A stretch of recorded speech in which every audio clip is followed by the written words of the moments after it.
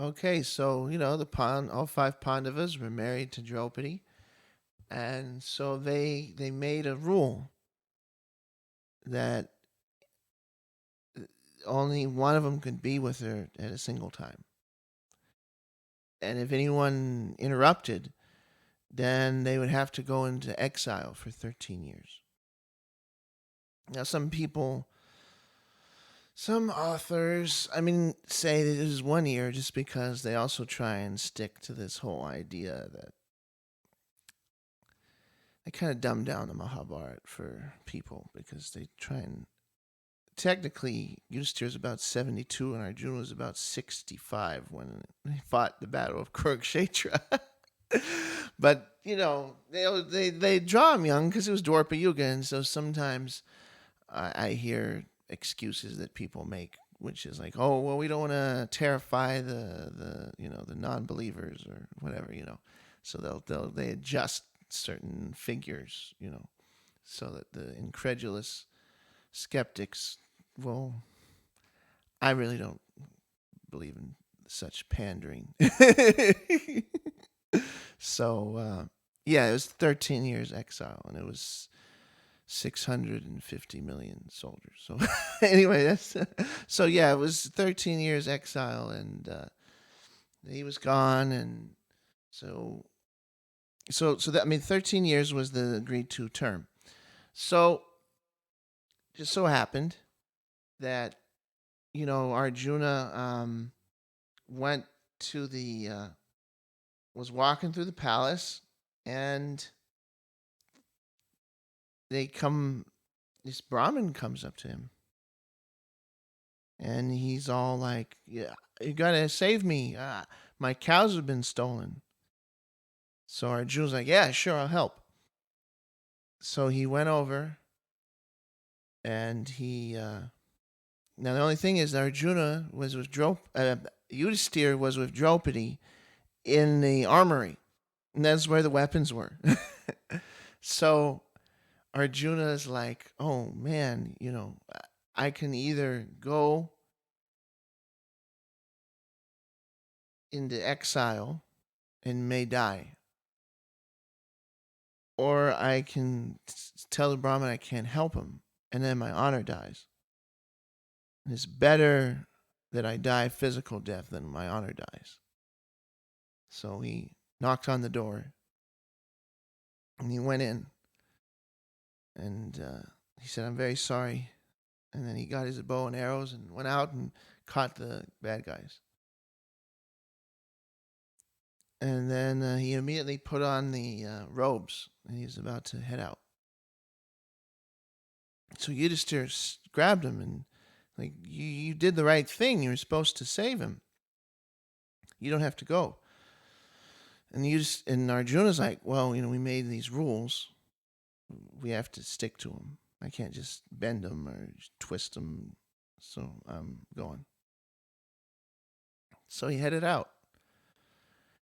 And they were going for some time.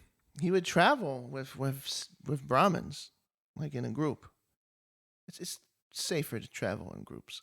It's my suggestion. Anybody goes to India, also go in a group. It's better to travel in groups. So he went, and he came to this river, and he was taking a bath in the river. Now there was a Naga princess that was also in this river, and she saw Arjuna taking his bath. Now this is the thing with her. She had. I have to clarify this because some people have asked me questions. She was married before, and before she could have children, her husband died. It was killed by Garuda, because Garuda, he kills and eats the Nagas, as we have earlier discussed. So the thing is that her husband died. So she saw Arjuna, and basically the only thing, she didn't want to technically be married to him and stay with him in the conventional sense. She just wanted to have a child with him because she didn't get to have a child with her husband. So this is a little bit different. The ways of Dharma are subtle. So she took Arjuna and made him unconscious and took him into this place. And when he woke up, he was on a bed. And he's like, he was in the Naga kingdom. And so he woke up, he's on the bed, and he's like, where am I? What's going on? And so he kind of got up and he started walking around. And then the Nagini, the Naga princess, she manifested herself. And she explained the situation. And he was hesitant at first. But then she was like, I have to have a child, and I choose you to have a child with. And if you don't, I'll go into the fire and commit suicide. And Arjuna says, calm down, it's okay. Don't worry. And so then he had a son with her. His name was Airavan. And he was a great hero, actually. And so what happened was that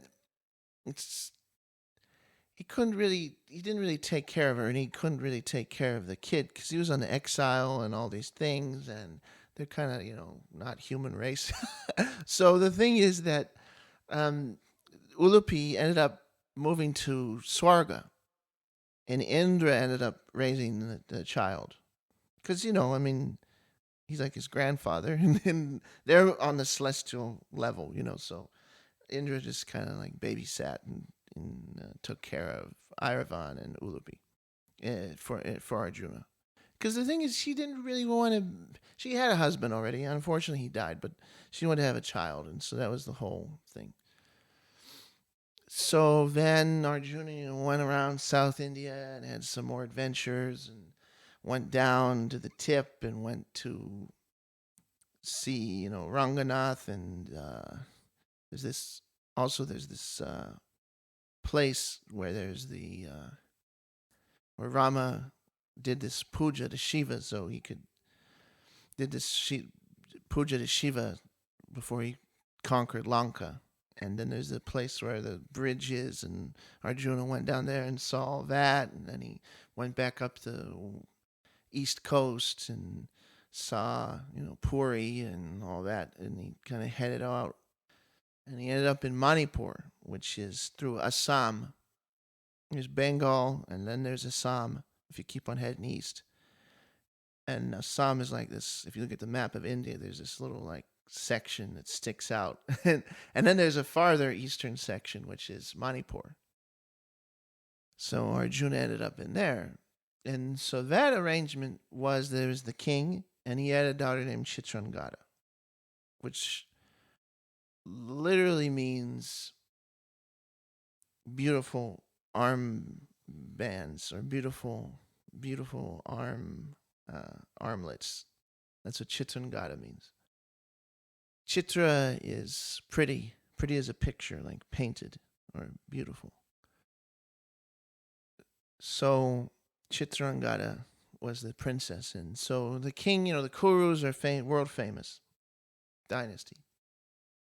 So Arjuna showed up, and so the king was very happy to see Arjuna, and this was a marriage of, I wouldn't. It's not a marriage of convenience, but it's a marriage of position. So basically, he offered the daughter to Arjuna, and so the stipulation though was because he wanted to also, if they had a male child, then he wanted to raise him as the Yuvaraj to replace him as king. So Arjuna stayed there for a while. He married the girl Chitrangada. They had a son. So the son stayed in Manipur, and they trained him up to be the future king. So Arjuna stayed about 5 years in Manipur. And then he traveled some more across the northern part of India, went to Gaya, which was a holy place at that time, and then went to the different regions up in the Himalayas and spent a lot of time up there. And then he was heading back, and he's getting towards the last year of his exile. He ended up outside Dwarka. So now, when Arjuna went to school, he had heard about Subhadra, because Katha was a cousin of Krishna, he told Arjuna. That's why Krishna's called, Gadi. Katha was one of his cousins. So he told Arjuna about Subhadra, and he suggested that Arjuna should marry Subhadra because he thought maybe they'd get along. So Arjuna came there with the intention of seeing Subhadra and determining if she liked him. Now, there's a thing is that Balaram didn't really want Arjuna to see Subhadra. Now, Balaram liked Arjuna. They met earlier. But the thing is that this is a funny story. When Arjuna first met Balaram, it was Krishna and Balaram. And Balaram had been drinking Varuni, which is the honey. He'd been drinking honey. And so you kind of get in this euphoric state.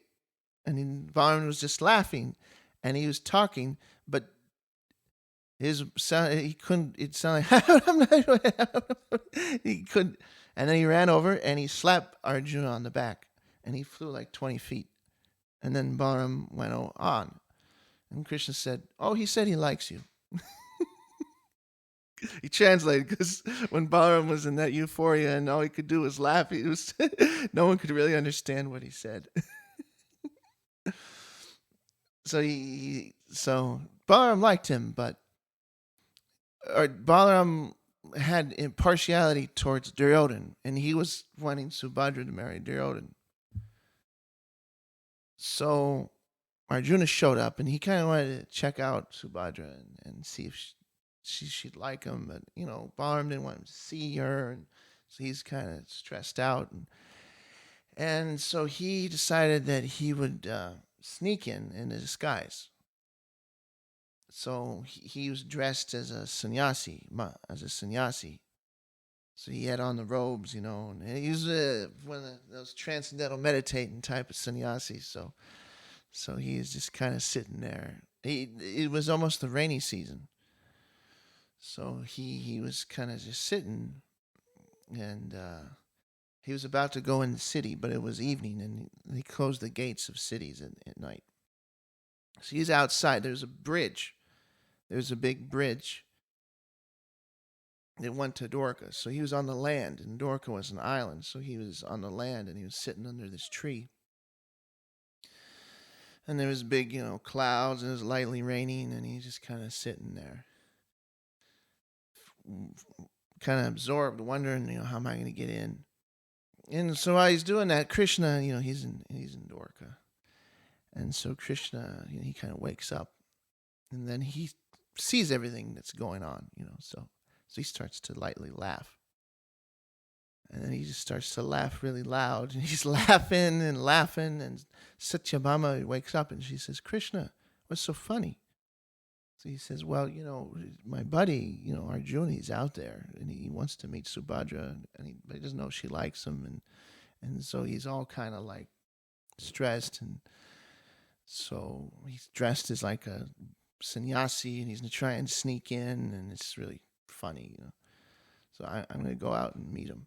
So then Krishna just left, and he ran. He ran all the way over there, across the bridge and everything. He didn't take a chariot.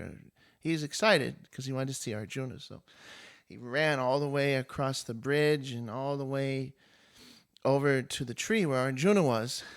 Arjuna's sitting there, and he doesn't want Krishna to recognize him either because he doesn't know, if Krishna's going to agree or get in the way or something. So he's just kind of sitting there, Om Shanti Shanti, doing his transcendental meditation thing. And so Krishna is like, I heard that you went on exile and you took to austerities, but I didn't think you'd embrace them so much. And Arjuna looks up and he goes, "What do you mean?" He says, "Come on, I know who you are." And Arjuna's like, "Well, how do you know it's me?" And Krishna says, "I know a lot of things, don't worry. I also know that you want to see Subhadra. But don't worry, I got it all planned out. There's a park in the city, and I want you to go there. And you do your meditation thing there, and I'll take care of it from there." Now you have something nice to think about. Try and look like you're really meditating. So Arjuna went to the park and he's sitting there and he's doing his meditation thing, in his sannyasi, robes and everything. And so Balaram and Krishna walk through the park and they come there and Balaram sees Arjuna and he says, Krishna, this is so wonderful to see these young men take to renunciation so young. And Krishna says, ha, I know these type. They'd only do that for followers and wealth. Balaram says, no, I know him. He's different, I can tell. In fact, I want him to come over to my house for dinner tonight. Krishna says, what? Our own sister Subhadra will be there. And then he's exposed to this hooligan. And Balaram's like, what do you mean hooligan? He said, in fact, he can stay at my house the whole rainy season, and Subhadra herself will serve him. I'll show you how good of a sannyasi this boy is. And Krishna says, no. He says, there's no way. And Arjuna is looking at Krishna like, come on, I'm getting in. And he says, no way. This boy, I know exactly what's going to happen. He's going to run away with her. Balaram says, no.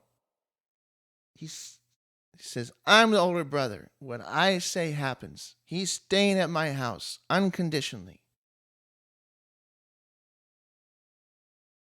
So Krishna says, fine. If this boy runs away with her, it's all your fault. So then Balaram stamps off.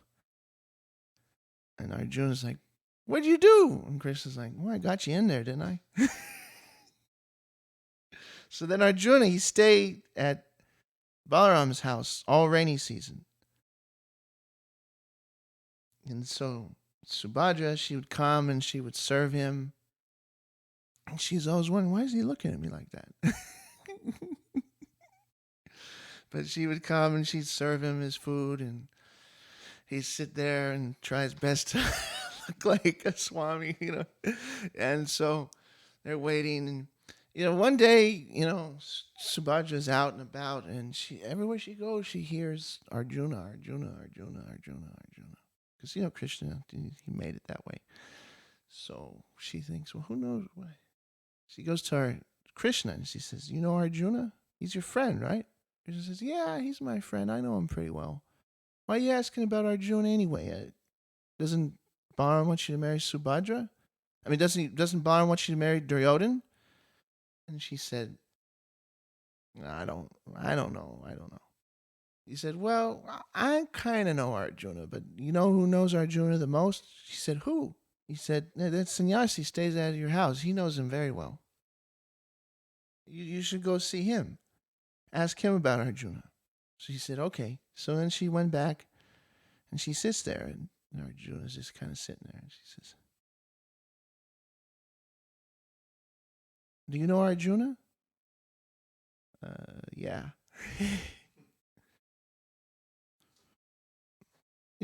He was on exile and then he disappeared. Yeah, that's true. Do you know where he is?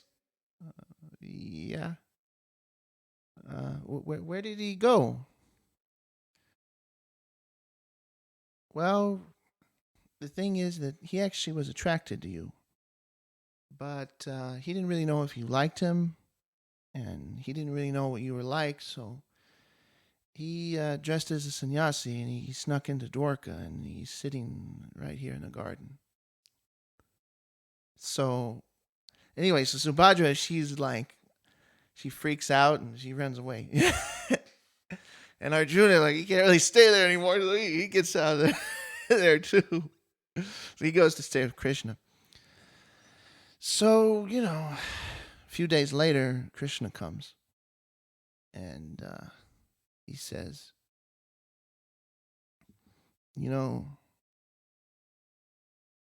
she wants to marry you.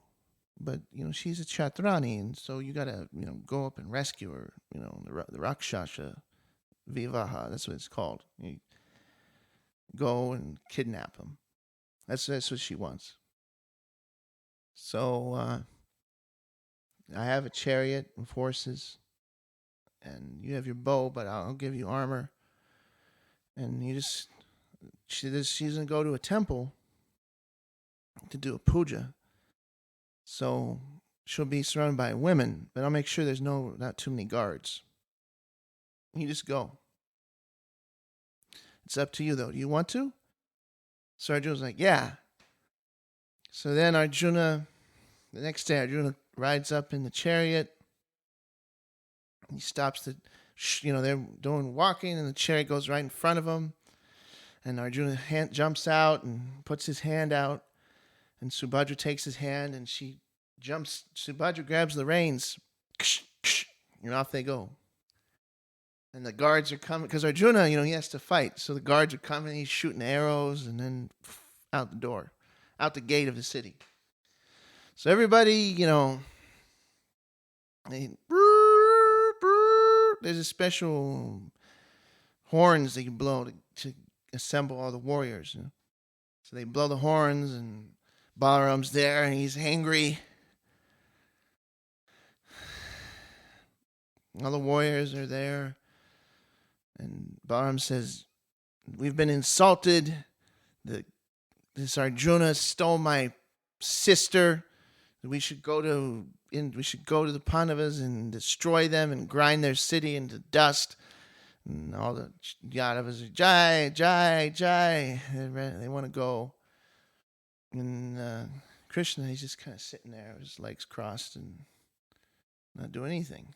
So Balaram looks at Krishna and he said, Why are you not angry? So Krishna waits a little bit for all the passion to kind of die down. And he stands up and he said, you can say that we were insulted. But in another way, we kind of weren't. Because Arjuna comes from a great dynasty. He's a great hero. And the thing is that if we go out there and we kill Arjuna, we'll be killing Subhadra's husband. And there's no one else that's going to marry her. She's going to be condemned to be a widow for the rest of her life. So we could go there and we could kill him and make her a widow, or we could send some people. All accounts say that she willingly came on his chariot. So we could kill him, or we could send some people and invite them back and have a proper wedding. So everyone's like, well, that seems reasonable. So they send Arjuna. He's kind of went out of the city and they're kind of waiting, and then a messenger comes and invites them back to the city, and then they have a wedding. So Arjuna is married to Subhadra, and he comes back, because the exile's over, and everyone comes to greet him. Embrace him, oh, you're back, we're so happy. And he comes back with Krishna and Balaram and the Yadavas and a whole dowry loaded with gems and gold that the Yadavas give him. And this, but everyone comes back to greet Arjuna but one, and that's Draupadi. Because, while he was gone, he married 3 girls. And the thing is, and this is brought up later, is that she had a special place for Arjuna in her heart, because he's the one who won the tournament. So she had a special place for Arjuna in her heart, and he went out on his exile, but he ended up marrying like 3 other girls. So it's like, plus he brings back his lawfully the other 2. One was kind of like just giving the girl a baby. The other one was like marriage for the sake of making a bigger clan. And then finally Subhadra is more like a queen that you keep, like a lawfully wedded wife in the modern sense of the terminology. And so that was the straw that broke the camel's back, more or less. And Draupadi was angry. She didn't want to see Arjuna. And Arjuna came, and he was hoping to see her, and she didn't even show up. So he went to the lady. He went to see her, and she's like, why don't you go to your wife? Get out of here. So Arjuna left. And so he went to Subhadra and he said, now, see, this is the thing. Draupadi's angry at me. And I want you to go to Draupadi, dressed as a gopi, and tell her that you're her new maidservant and that you're from Vrindavan. Because she's mad at me, but I know she's very angry right now, but she has a soft spot for Krishna. And so you just tell her that if she knew that you were Krishna's sister, all that would go away. But we have to present this in the right way. So you just go to Draupadi and you tell her that you're from Vrindavan. See, now Subhadra, she knew some of the Leelas. So when she went to Draupadi, she's dressed very simple, like a cowherd girl. And so Subhadra came in and she bowed down and she said, I'm your new servant. I'm from Vrindavan. So Draupadi said, Vrindavan? Oh, do you know about Krishna? She said, oh, sure. I mean, that's her brother, right? So she said, yeah. She said, tell me a story. So then she started telling Leelas about Krishna. And so then, because Subhadra knew some, and so she started telling other stories about Krishna. One time Devaki never got to see Krishna's baby pastimes. So, Devaki was sad. So Krishna, he became a little boy. And he started running around in the palace and doing different things. And so there's some other stories and this and that. And so Draupadi was happy, And so then she really liked Subhadra. So then Arjuna came in again and Draupadi. So why don't you go to your Subhadra? So Arjuna said, well, that's her right there. So then Draupadi's like, oh, so then they embraced because they were co-wife.